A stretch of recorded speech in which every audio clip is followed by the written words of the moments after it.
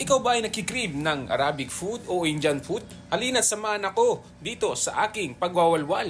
At dito lang yan sa nagtitrending at sikat na kainan. Walwalan dito ng ating mga pagkain.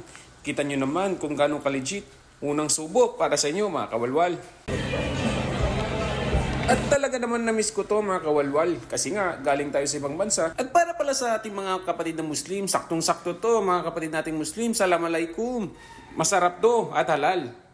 Isa pa nga dito ang pagkain na hinahanap-hanap po natin kapag galing po tayo ng ibang bansa, ang kanilang samosa.